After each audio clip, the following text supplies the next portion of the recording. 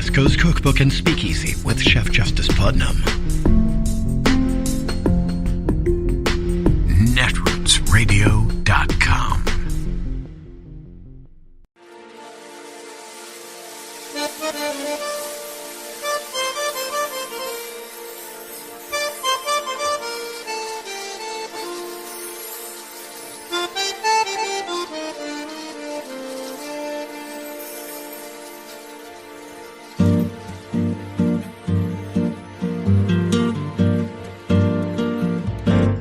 Je voudrais du soleil vert, des dentelles et des théières, des photos de bord de mer, dans mon jardin d'hiver.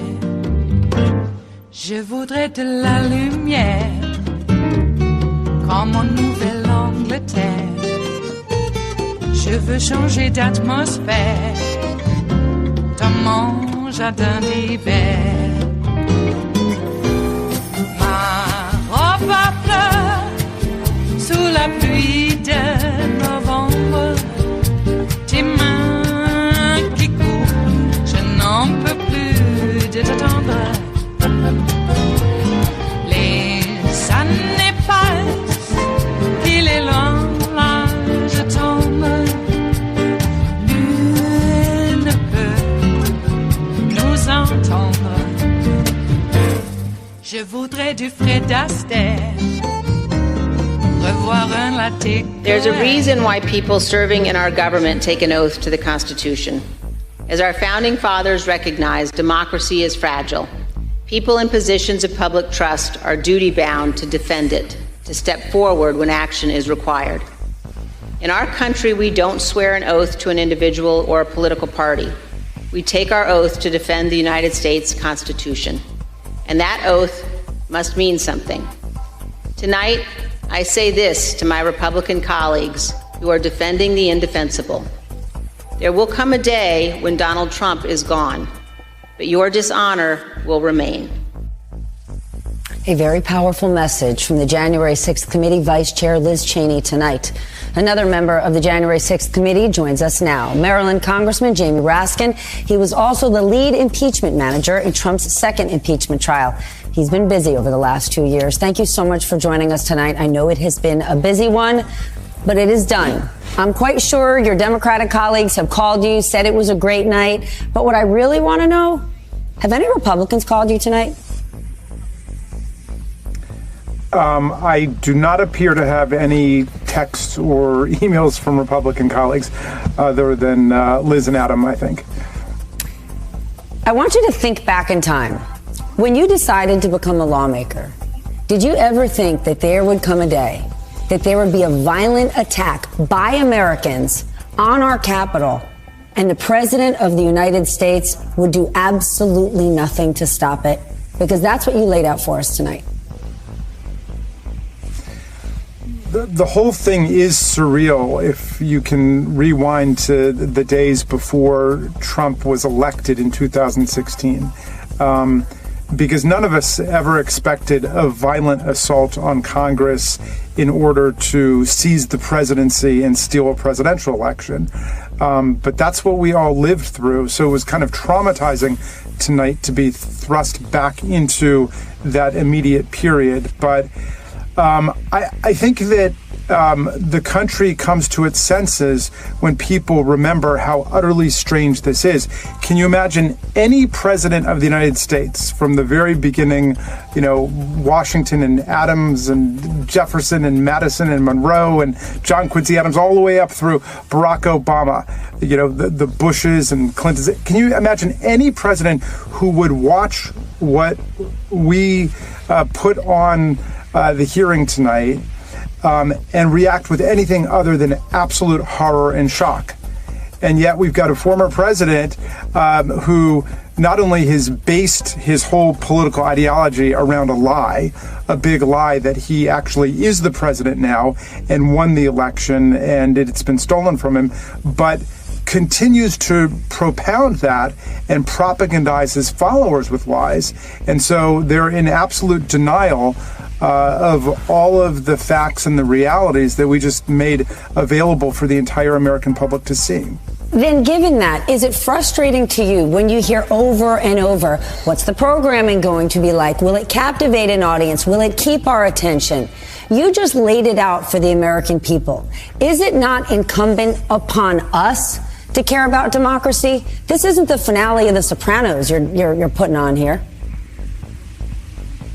Well, hey, I so appreciate that question after so many media people, want to know how exciting and how compelling and how news-breaking and all the bombshells and all that stuff. And I appreciate what you're saying because, look, the reality of the situation is just clear.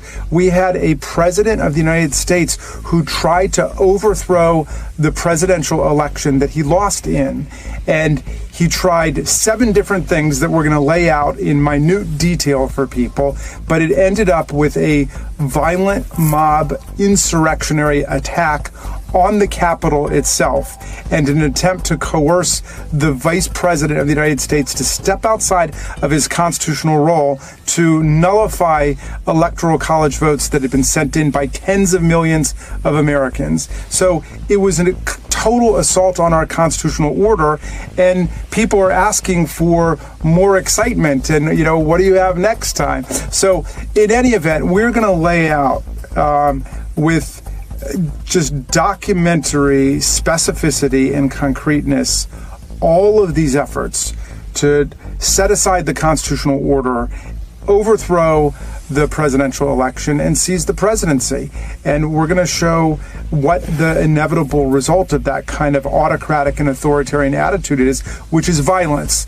And we have to ask ourselves as a country, is this what we want the 21st century to be like? I mean, do we want coups and insurrections? Do we want civil war? Do we want bloodshed in the streets of our state capitals, of the U.S. Capitol, school board meetings, and so on? Because people understand the way that Donald Trump used these domestic violent extremist groups, but they've used him too, and they have grown in power. These are groups that could only gather 500 at their Unite the Right rally in Charlottesville in August of 2017. Now they were the vanguard stormtroopers of a rally and a march of tens of thousands of people that turned into a mob insurrection that nearly toppled the government of the United States and overthrew an election. That's a pretty heady experience for these people, but we've got to make sure that's the end of it and that we're not going to dissolve into violent clans all over America. That can't be the future of the greatest multiracial, multi-ethnic, multi-religious constitutional democracy that ever existed. We've got to keep growing as a democracy, so we've got to fortify our institutions. But, sir, this isn't a trial. What can you do? What everyone saw tonight is as awful as you could possibly imagine. What can the committee recommend? Because that's what you can do. You can what can you recommend that would prevent another January 6th? Well, we're going to have a very broad series of recommendations. We haven't settled on all of them yet, but some of the prominent things that are being discussed are amendments to the Electoral Count Act to make sure that nobody can nullify the popular vote of the people in the states within the Electoral College system. There are those of us who have believed that the Electoral College system is itself a danger and certainly a threat to democratic values. But that, I don't know whether we'll be able to get unanimity in the committee around that. But I think everybody should agree that we need to defend the right to vote at every level and defend the integrity of our elections against proliferating efforts at subverting election integrity that are taking place in a lot of states around the union. So we got to work on that. And then there are things that we can do, obviously, to physically fortify the Capitol so that, certainly the windows should be shatterproof so extremists don't think that we're a soft target in that way. And, there will be a whole series of things that we can do, and I think we will take effective action here. But ultimately, democracy is in the hands of the people all over America, and we've got to fortify democratic values in every state of the union. I know I'm out of time, but then I have to ask, you can make recommendations. You know who can go further? The Department of Justice. You went to Harvard Law. Merrick Garland was watching tonight. Did you lay out enough that the Department of Justice will simply have to act now? Well, we're furnishing greater and greater specificity and factual detail to the kinds of things that Judge Carter in California said months ago now, justified the belief that Donald Trump likely had committed federal offenses, and he laid them out. That Donald Trump was likely involved in a conspiracy to interfere with a federal proceeding, a conspiracy to defraud the people of America of our election. Look, I think that the most effective thing that we did this evening was to demonstrate beyond any doubt in anybody's mind that all of this was based on Donald Trump's determination to keep the presidency based on a big lie, because the claims of electoral fraud and corruption, irregularity were all thrown out by more than 60 federal and state courts, including 8 judges Donald Trump nominated himself, and they were rejected by every federal department that Donald Trump went to. And yet his hell-bent determination on staying in office is what made this whole sequence of horrific events unfold. It is Friday, the 10th of June of 2022, and you are in West Coast Cookbook and Speakeasy. I am your chef de cuisine, Justice Putnam. Gunner the English Bulldog is our snoozing sous chef, and our daily special is Blue Moon Spirits Fridays, because we are all Nighthawks in the Diner of Life. Well, welcome aboard. We are now serving up the French 77s, because that's what we do on Fridays, since it is Blue Moon Spirits Fridays. And the French 77 being one of the most balanced cocktails in the history of cocktailing, it has a mighty fine spirit, one would say. And one does, at least this one. It is the morning of Friday. And how's your day going so far, wherever you are in the world? I will just give a quick assessment of the hearings last night, and I thought it was actually compelling TV. But that's just me. I liked it. And I remember watching Watergate, and it was tough watching Watergate back in the day. Because, when you're in high school, you're not always able to see it on the old TV. Well, we got to see a lot of the hearings on public television, and heard it on Pacifica, too, by the way. I listened to all of Iran-Contra, the hearings for Iran-Contra, while standing at a lathe at a machine shop in Buena Park, California, tapping parts, putting threads on the insides of nuts. At tolerances for the space industry, by the way, because that's where those parts were going. Yep, to NASA. Well, use aircraft and a few others as well. But anyway, it was actually a job that one had to take care of, because those tolerances had to be pretty damn tight. But I listened to that, all those hearings on Walkman headphones while standing at that lathe. And I thought how lucky I was that I was able to do that and make money at the same time. Don't tell anyone. Okay. And this was compelling TV last night. I thought it was structured well. I thought especially Lynn Cheney's presentation, the way that she led in and had some continuity with the videos that were interspersed throughout. I thought it was right on. And so we'll see if anything happens out of it.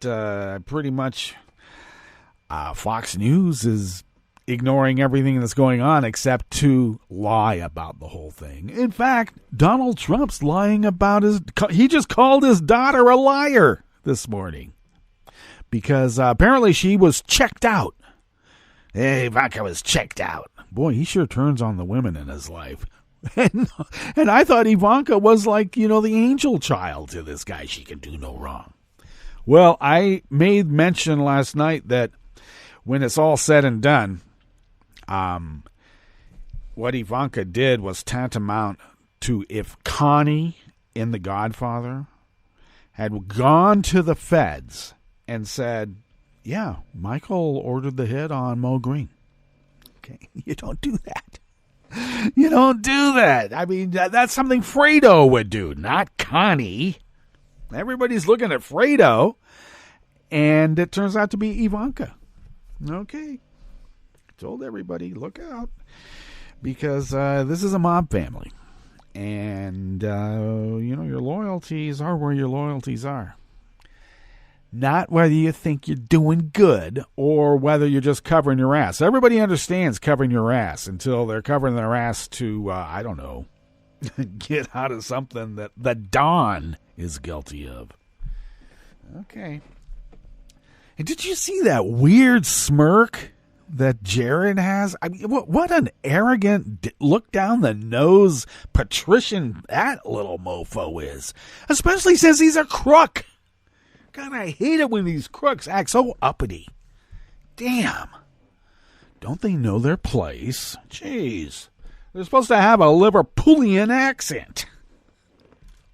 Okay? Like Bob Hoskins. Okay? Now that's a true criminal. We know how that works.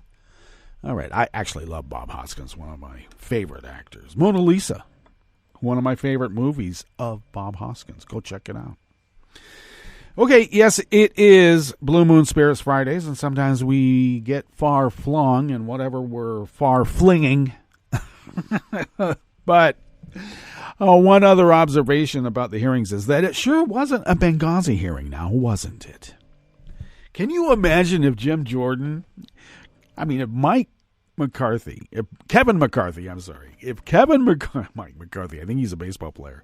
If Kevin McCarthy had said, okay, yeah, we'll make this bipartisan. We'll have Jim Jordan and whatever. If Jim Jordan had gotten on that panel, can you imagine what a circus it would have been? So right there, I'm sure the maggots are saying, Kevin McCarthy is so weak. So all they have left is to malign the panel as being totally corrupt on a witch hunt. I just love that too, on a witch hunt. I don't know. We all saw it on live TV while it happened. Never in the history of the United States did a former president try to overthrow the government to stay in power.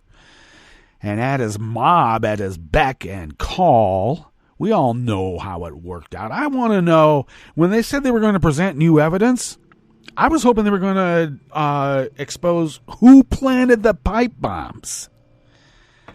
And who in the Secret Service was in on it and said, we're not going to inspect these areas as much for, Kamala and others. Who turned off the panic button in various Democratic offices? Who went in there and disabled those? I thought we were going to get some new evidence. I want to know that. Is the DOJ on it? I sure hope so. Because, we have to admit the fact that Joey Biggs and Terrario and Stuart Rhodes and, others have been charged by the DOJ with seditious conspiracy, which is a very serious charge, and it's hard to prove, apparently, because back in the day, the order was able to get away with all sorts of bullshit. They even killed Ellen Berg and got away with it. Jeez. And the reason for it is because apparently the DOJ couldn't prove seditious conspiracy among all these seditious conspiracists. So when you think about how cautious Merrick Garland is to charge those with seditious conspiracy is quite a serious thing. I think we should take that quite seriously. And I just like how the January 6th committee was able to weave the actions of those with the orders from Trump.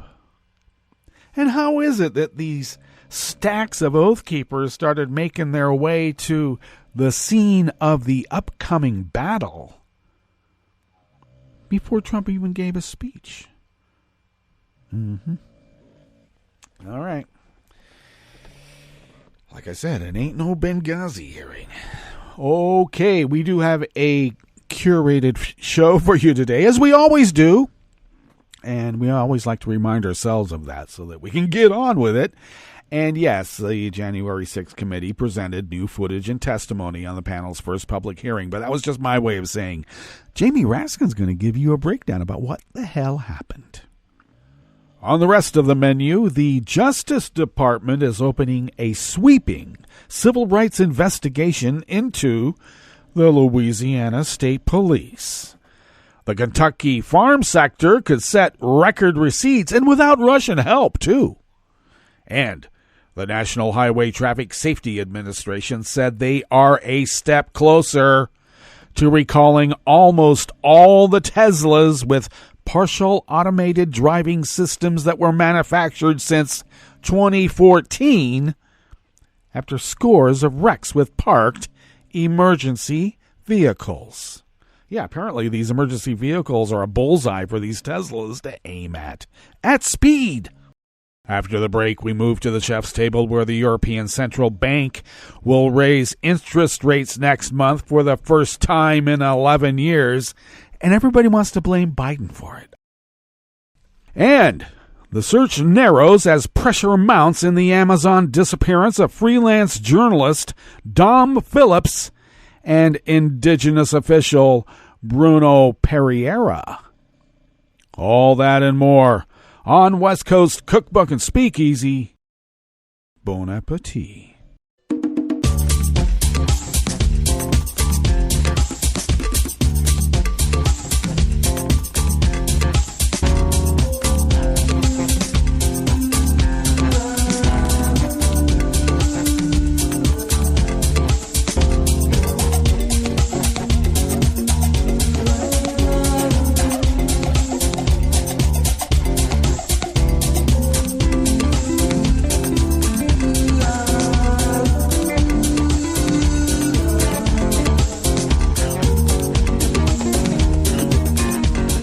Near the bottom of our homepage at netrootsradio.com, to the right of the page, is the chat room link, and the chat room is monitored by Kelly Lincoln. Thank you, Kelly. To the left of the chat room link, across the page there at our homepage at netrootsradio.com, is the link to our Patreon page, and please become a recurring Patreon of Netroots Radio. If you could send us what you might spend on, how about an espresso-type coffee drink? How about that? If you could afford to buy one of those nowadays and send us those funds once a month, it really helps us pay our bills, and I'm not kidding. So thank you for those of you who have been so generous, and pre-thanks to those of you who will consider doing so in the future when, we can buy espresso-type coffee drinks with impunity. If you would like to follow the show if you would like to follow Netroots Radio on Twitter, do so at Netroots Radio. Tom takes care of that, and he and Kelly take care of a lot more than just those things that they take care of. Okay, just saying. Thank you, both of you. And you can follow the show on Twitter at Cookbook West, and you can follow me on Twitter at Justice Putnam. I post the show notes and links diary on Daily Codes about 10 minutes before showtime, and then try to get that linked up on Twitter and other social media platforms. But, follow me at Justice Putnam for those and other tidbits. And since I mentioned where you can follow the show at Cookbook West, I'll just mention it again. And you can also pick up podcasts by way of Spreaker, Stitcher, TuneIn, iHeart, YouTube, iTunes, and wherever podcasts can be found. And, of course, the deep archive of the Netroots Radio Library can be found at the Internet Archive at archive.org. I did notice, just as a little tidbit, that the Internet Archive was posting some tweets on Twitter about some sort of crypto thing that they were doing. And I hope they don't lose their pants. Okay? I mean, crypto's good when you get in on the pyramid early. Okay? It's like anything with a pyramid. If you get in early, you're good to go.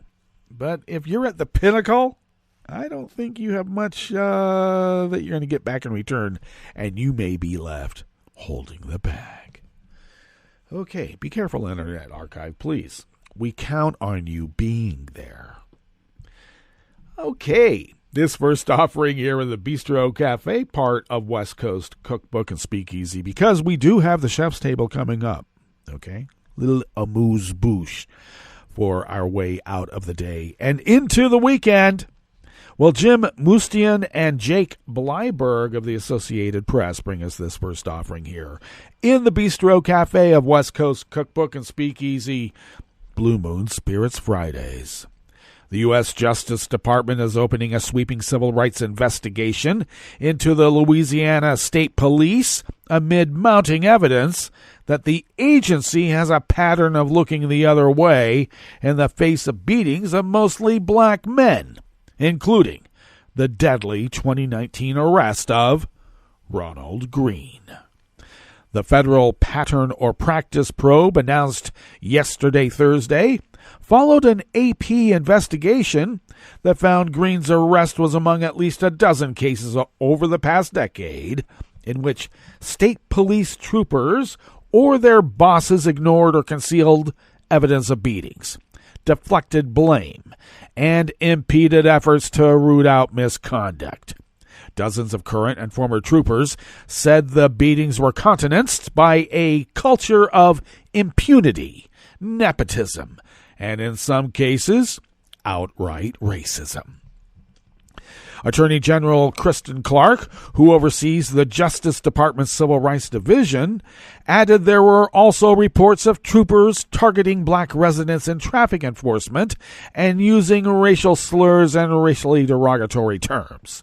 The federal probe, the first such action against a statewide law enforcement agency in more than 2 decades, comes more than 3 years after white troopers were captured on long-withheld body camera video, beating, stunning, and dragging Green on a rural roadside near Monroe.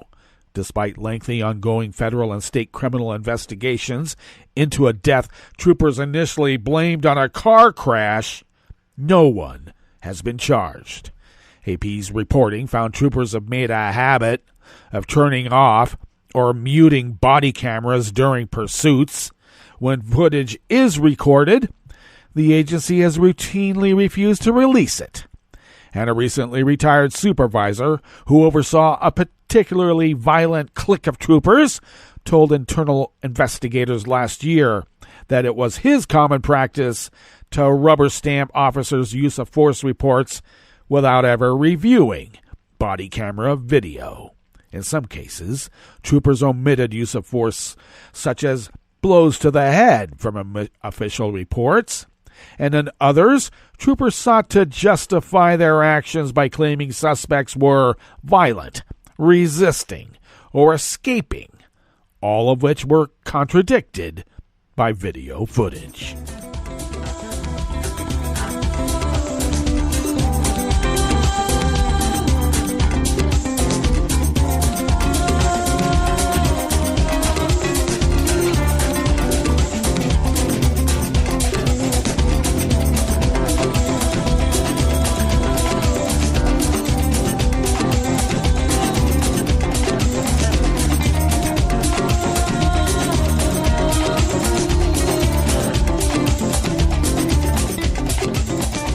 Bruce Schreiner of the Associated Press brings us this next offering here in the Bistro Cafe of West Coast Cookbook and Speakeasy.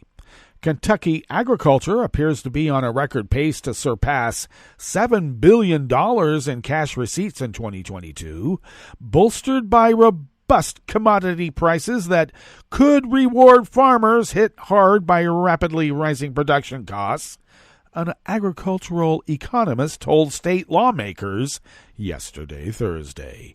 Despite all the challenges of this year, University of Kentucky ag economist Will Snell said his biggest concern is for 2023, when commodity prices could drop without corresponding declines in farmers' input costs. Snell appeared before a legislative panel to discuss the effect of surging inflation on Kentucky's farming sector. Increased farm production costs have outpaced rising prices elsewhere in the economy. Fertilizer costs, for example, have more than doubled, he said. Snell recounted his recent conversation with a farmer who owed $100,000 to a farm store. Farmers have absorbed those sharply higher expenses in hopes their investments will be rewarded later in the year. It's a big risk, but one that could pay off. Market prices for Kentucky's agriculture commodities, from corn and soybeans to chickens and hogs, have surged since 2020. As a result, Snell predicted a good year for Kentucky agriculture in 2022, assuming key variables pan out, that farmers have favorable growing conditions and export markets remain strong. Tobacco used to be the king of Kentucky agriculture, but its decline has resulted in a highly diversified farm sector.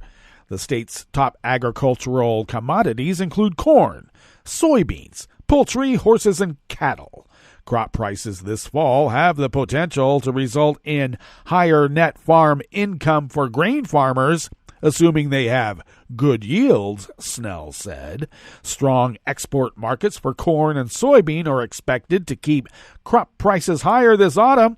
For livestock producers, higher feed costs will pose a challenge, but higher market prices will help offset higher expenses.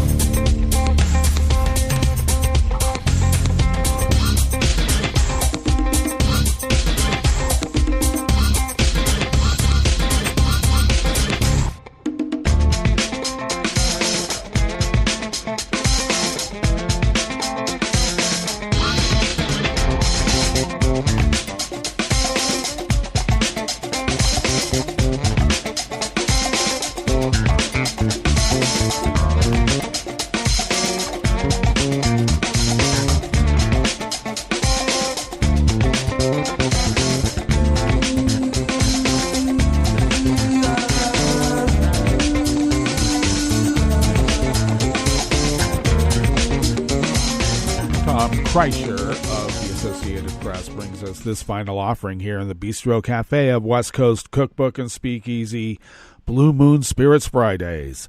Teslas with partially automated driving systems are a step closer to being recalled after the U.S. elevated its investigation into a series of collisions with parked emergency vehicles or trucks with warning signs. The National Highway Traffic Safety Administration said that it is upgrading the Tesla probe to an engineering analysis, another sign of increased scrutiny of the electric vehicle maker and automated systems that perform at least some driving tasks. Documents posted yesterday, Thursday, by the agency raised some serious issues about Tesla's autopilot system. The agency found that it's being used in areas where its capabilities are limited, and that many drivers are not taking action to avoid crashes, despite warnings from the vehicle. The probe now covers 830,000 vehicles, almost everything that the Austin, Texas car maker has sold in the U.S. since the start of the 2014 model year. The NHTSA reported that it has found 16 crashes into emergency vehicles and trucks that had warning signs that were flashing, causing 15 injuries and 1 death. Investigators will evaluate additional data, vehicle performance, and explore the degree to which autopilot and associated Tesla systems may exacerbate human factors or behavioral safety risks, undermining the effectiveness of the driver's supervision. An engineering analysis is the final stage of an investigation, and in most cases, the agency decides within a year if there should be a recall or probe, or the probe should be closed. In the majority of the 16 crashes, the Teslas issued collision alerts to the drivers just before impact. Automatic emergency braking intervened, at least to slow the cars in about half the cases. On average, autopilot gave up control of the Teslas less than a second before the crash. The agency also said it's looking into crashes involving similar patterns that did not include emergency vehicles or trucks with flashing warning signs. Well, let's now get to our break. And when we get back from that break, we will go through weather from around the world, and we will finish up with the stories that we've curated for you today. And it ain't on autopilot. We're in complete control. You are listening to West Coast Cookbook and Speakeasy, and we will be right back. You are listening to netrootsradio.com. Please hang up and try again.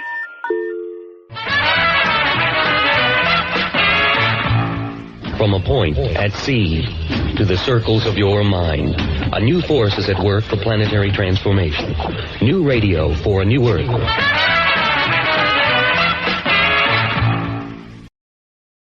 This is Take Two Movie Review. I'm Clinton Johnston. This week, my call sign is Sherman. I'll give you a hint for that reference later. One of the many things that's interesting to me about Top Gun Maverick is how much Tom Cruise, director Joseph Kosinski, and producer Jerry Bruckheimer have succeeded in making an 80s film. And I'm not just talking about how the movie starts with Kenny Loggins' Danger Zone and follows with a bunch of diegetic 80s tunes until Maverick gets his groove back. That's just the start. Many 80s movies featured the middle-aged white American male dealing with his social, professional, familial, racial, national, and sexual primacy being threatened. Where Maverick doesn't re-explore this dynamic, it does present our hero as a victim of a world that's passed him by. Where's the place for a fighter pilot in an age of drones? He's still a captain because he breaks too many rules and wants to be Top Gun and not Top Brass. Which brings up another point. Maverick is a familiar character type from the 80s and truly before and beyond. He's the rebel. His call sign is Maverick after all. But what type of rebel? Maverick doesn't want to quit the Navy or stop its missions. He ain't taking no knee. He doesn't rebel against the system. He's a rebel within the system, against its rules and oversight brought to bear by narrow, misfocused managers keeping highly motivated hotshots like Maverick from supporting the system with their initiative and talent. So systemically safe, this rebel. Next 80s point. Today, we have a fake it till you make it imposter syndrome society, but the Navy fighter pilot world is not having it. No, you take your God-given gifts and you train, study, compete, work, compete again to get what it takes, and if you fail, you feel bad about blowing the mission and letting everyone down. And in our final look through the Top Gun Maverick Wayback Machine, Kelly McGillis is passed up for Jennifer Connelly, who had more testosterone in this film than I do, playing essentially the same role, because in the 80s, love interest actresses never come back for the sequel. This has been Take Two Movie Review. I'm Clinton Johnston. Catch up with us at TakeTwoMovieReview.com and feed us back on our channel on YouTube.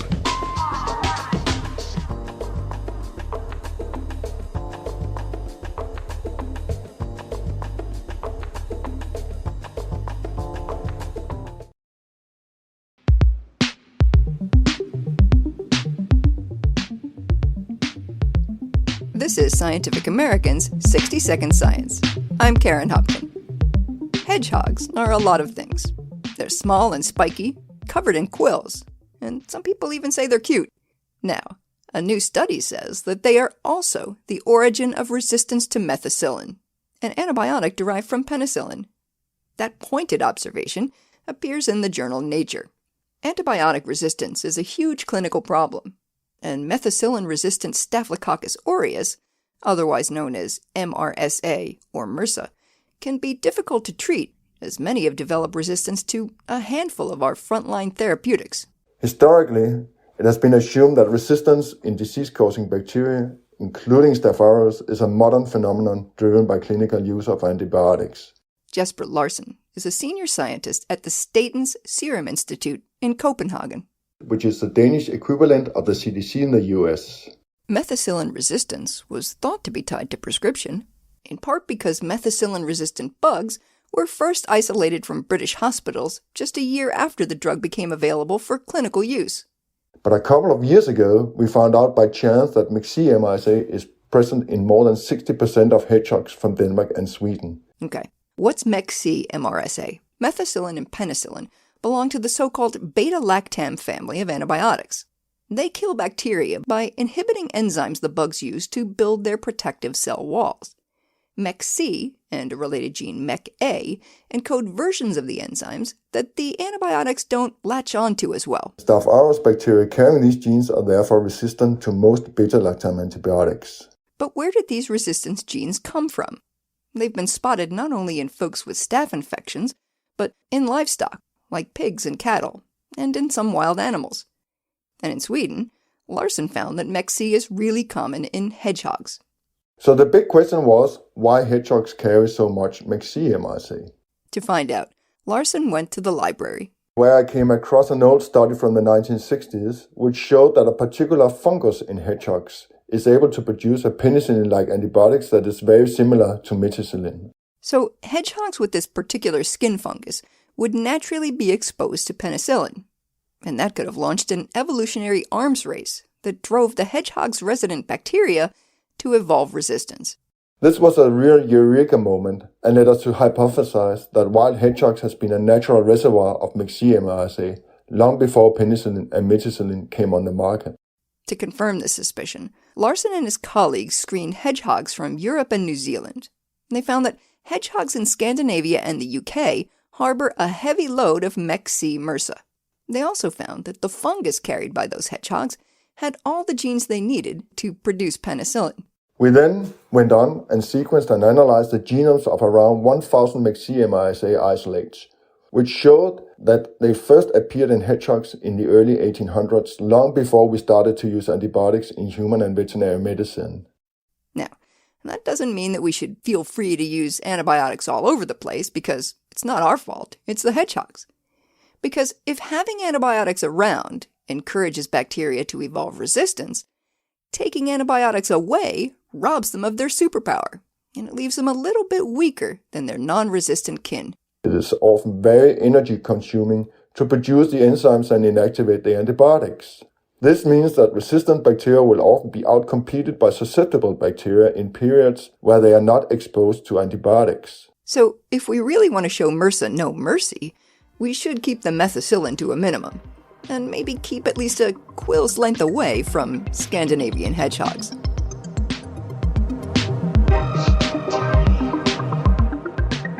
For Scientific American's 60-Second Science, I'm Karen Hopkins.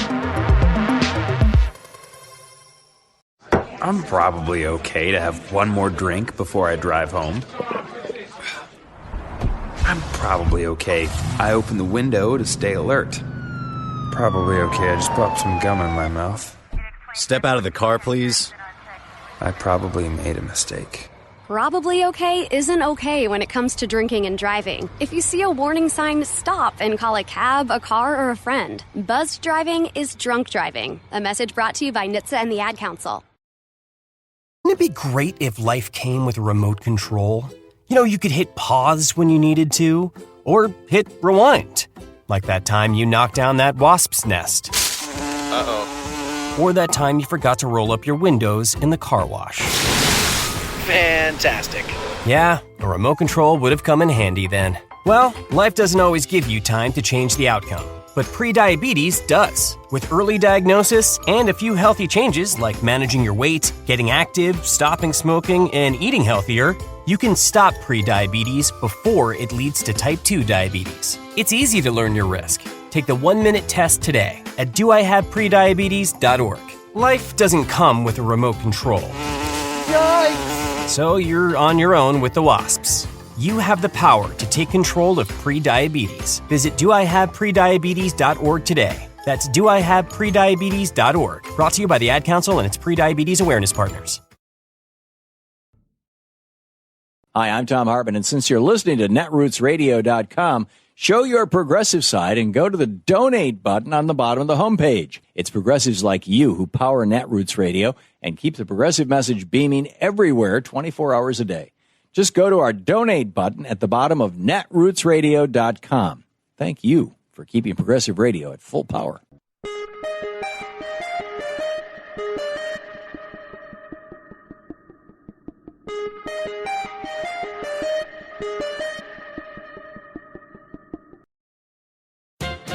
Equal justice under law. That's the noble principle carved into the marble facade of the Supreme Court building. Today, though, 6 right-wing corporate-dominated activist judges control the present court, and they're implementing an elitist creed mocking that ideal. By putting the interests and power of the wealthy over the rest of us, they're turning justice into an anti-democratic concept of just us. In ruling after ruling, today's Supremes are political operatives taking power from the many to further empower and enrich the few. One huge change occurred in 2010 when the 5 Republican judges decreed that corporations be given a constitutional right to spend unlimited sums of their cash to dominate our elections and to pack our courts with judges who serve them. Sure enough, a majority of Supremes are now in harness to the corporate agenda. Consider their constant push to rig the rules against workers. While the federal judiciary has aided corporate bosses for decades by chipping away at hard-won legal protections for working families, the chisel has become a jackhammer in the last few years. The Supreme Court's Republican majority routinely pounds precedents, logic, truth, and the Constitution itself to demolish the structural pillars of labor rights and organizing. In a 2018 case, for example, the GOP judges undermined the funding of unions by arbitrarily striking down their process for collecting dues, a practice the court itself had authorized 41 years earlier. As Justice Elena Kagan bluntly put it, there was no reason for the court to barge into this matter of long-settled law, except that the Republican majority simply didn't like the previous decision and overruled it, quote, because it wanted to. This is Jim Hightower saying, this is not justice, it's raw politics by black-robed partisans supplanting America's hallowed rule of law with their own anti-labor whim.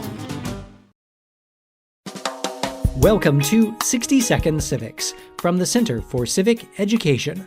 I'm Mark Gage. Unless you're very young, when your parents were in high school, they did not have smartphones, text messaging, social media, or even an internet connection. Today's young people face a few challenges we older folks did not have to deal with. For example, when we had something to say to our friends, we would call them on the phone or just walk over to their house. There are challenges to interacting with digital media. For example, how do you do the right thing and say the right thing online? How do you tell the difference between reliable information and misinformation on social media? Over the next 8 episodes, we will explore digital citizenship, which can be boiled down to a simple concept: safely navigating the digital world, ensuring that everyone's rights are respected, and that we fulfill our responsibilities. Thank you to T-Mobile for sponsoring this episode. That's all for today's podcast, 60 Second Civics, where civic education only takes a minute.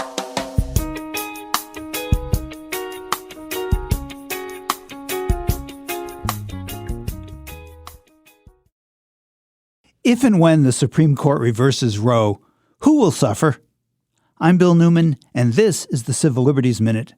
And the list of who will suffer is a long list that includes victims of rape, victims of incest, victims of domestic violence, teenagers, low-income workers, women of color, immigrants without documents, really all members of marginalized groups. In contrast, for the wealthy, the right to choose will, for the most part, remain relatively intact. They will be able to access that health care. They will have the wherewithal to travel. That's obviously not the case for women who literally can't afford to miss work, for single moms who can't leave their kids, for women who don't have money to travel and live in a state that has criminalized buying abortion pills. What are they to do?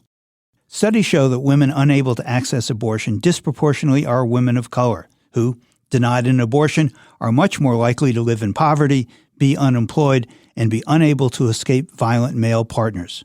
In addition, a nationwide abortion ban, one study shows, would increase pregnancy-related deaths by 21%, 33% among black women, who already are 2.5 times more likely to die in childbirth than white women.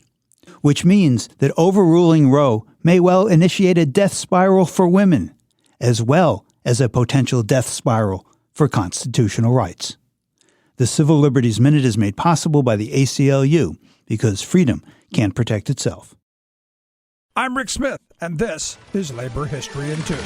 On this day in labor history, the year was 1963. That was the day President John F. Kennedy signed the Equal Pay Act. The goal of the act was to end wage discrimination against women. It required equal pay for equal work. One of the leading advocates of the act was Esther Peterson. At the time, Esther was the highest-ranking woman in President Kennedy's administration. She headed the Women's Bureau for the Department of Labor. In 1981, President Ronald Reagan awarded Esther the Presidential Medal of Freedom, the highest civilian honor. She was recognized for a lifetime of tireless work for women, workers, and consumers, including her efforts on behalf of the Equal Pay Act. It certainly was an uphill battle to pass the legislation. Similar proposals had failed to make it through Congress for nearly 2 decades. Many business interests lined up in opposition. Finally, in 1963, there was enough momentum to pass the landmark legislation.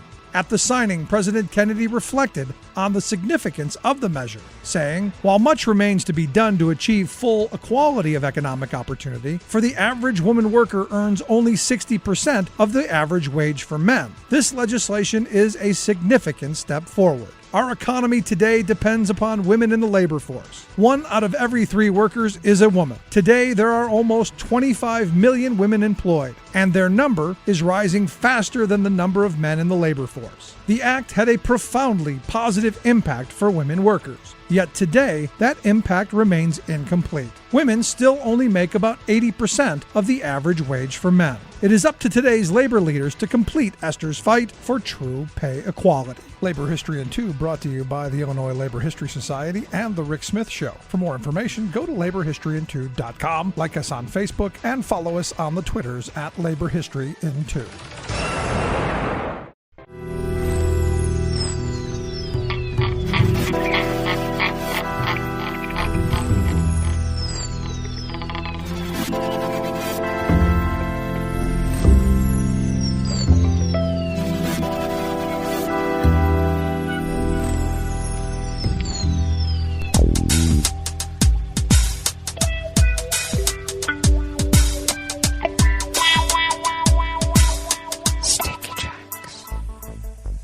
Thank you for accompanying us here to the chef's table at West Coast Cookbook and Speakeasy. Blue Moon Spirits Fridays, because we are all Nighthawks in the Diner of Life. We always begin, whether from around the world, along the banks of the Rogue River in the Rogue River Valley of southern Oregon on the west coast of the continental United States of America, where it is currently 66 degrees Fahrenheit, expecting a high in the low to mid-80s. Cloudy early with peaks of sunshine expected late. Winds will be out of the west-northwest at 10 to 15 miles per hour. And then mostly cloudy skies early, then periods of showers late tonight. Highs in the low 60s with winds out of the west at 10 to 15 miles per hour. Expecting about a 10th to a 20th of an inch. Is that possible? Maybe. We shall see. And then rain showers tomorrow with highs in the mid to upper 70s. A little bit cooler. With some sunshine later in the day. We're expecting about a 1/4 inch of rain, though, tomorrow. And then a 1/3 of an inch of rain on Sunday. So we will be in the mid-70s tomorrow with overnight lows tomorrow night in the mid-50s. So a little bit cooler, and then a little drying out period, and then a forecast of rain for next weekend too. All right, wet weekends. Grass pollen is rated very high right outside the window here in Rogue River proper, and the air quality index for the region is good at 21 parts per million, and the daytime UV index is very high at level 8, so continue to take care. Barometric pressure is holding steady at 30 inches. Visibility is at 9 miles, and relative humidity is at a sticky 92%. Weather from around the world is brought to you by a crowd of crowdsourced weather stations that a crowd crowdsources from around the world. London is 72 degrees Fahrenheit and mostly cloudy. Paris is 73 and cloudy. Rome is 85 and fair with a heat advisory. Kyiv is 86 and sunny. Kabul is 73 degrees and partly cloudy. Hong Kong is 80 with a light rain shower. Tokyo is 70 and mostly cloudy. Sydney, Australia is 51 degrees and clear. San Francisco, California is 67 degrees and sunny. And New York, New York is 75 degrees Fahrenheit and fair. And that is weather from around the world, brought to you by a crowd of crowdsourced weather stations that a crowd crowdsources from around the world.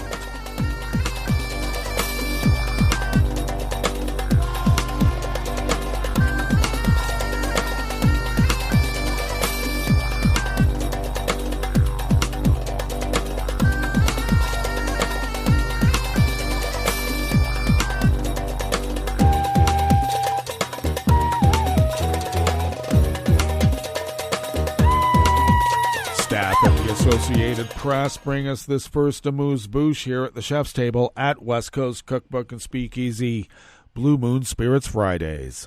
The European Central Bank will raise interest rates next month for the first time in 11 years and add another hike in September, catching up with other central banks worldwide as they pivot from supporting the economy during the pandemic to squelching soaring inflation, or as some might call it, price gouging.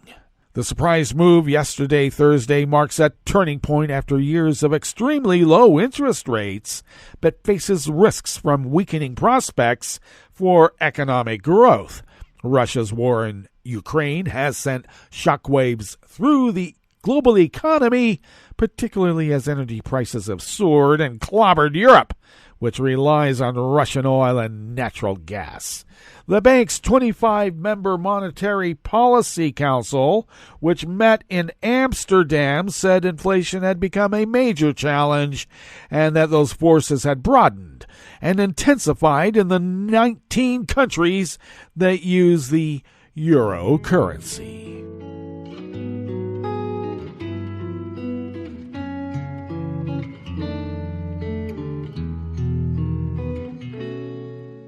Je te donne ce mon amour pour la vie entière, la promesse de me trouver à tes genoux.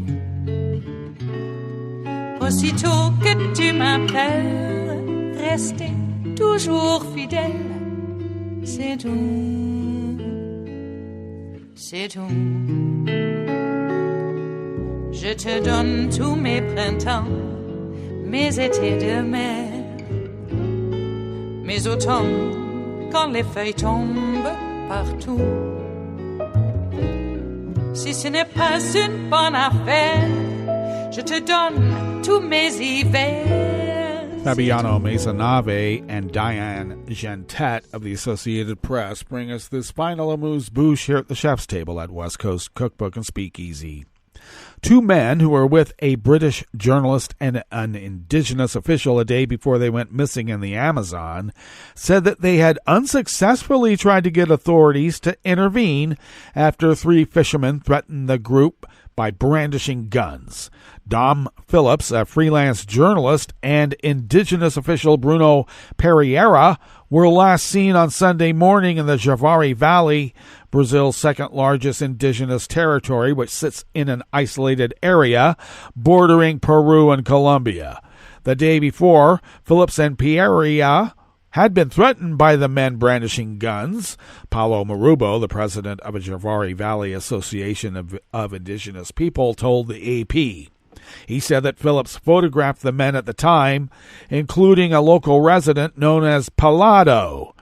And he is now being considered the main suspect in the disappearance. After the incident, the two men who were with Phillips and Pereira, when the fishermen showed up, said that they went to the nearby federal base that has permanent presence of Brazil's Bureau of Office for Indigenous Affairs and policemen from the National Guard.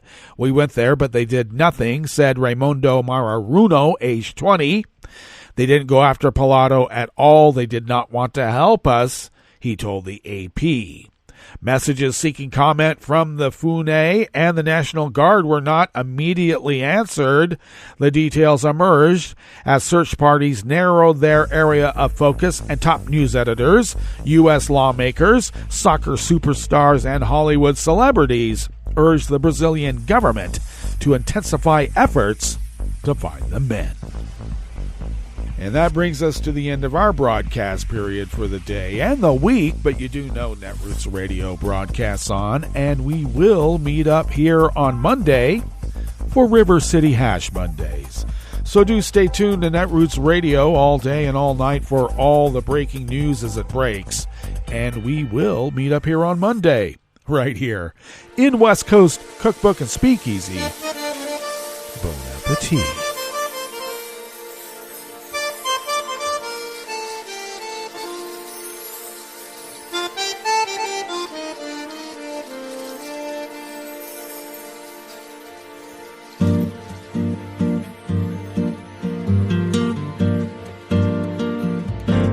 Je voudrais du soleil vert, des dentelles et des théières, des photos de bord de mer, dans mon jardin d'hiver. Je voudrais de la lumière, comme en Nouvelle-Angleterre. Je veux changer d'atmosphère, dans mon jardin d'hiver. À fleurs, sous la pluie de novembre, tes mains qui courent, je n'en peux plus de t'attendre. Les années passent, qu'il est loin, là je tombe. Nul ne peut nous entendre. Je voudrais du Fred Astaire, revoir un latte Goël. Je voudrais toujours te plaire dans mon jardin d'hiver. Je veux déjeuner par terre, comme au long de golfe clair, t'embrasser les yeux ouverts dans mon jardin d'hiver.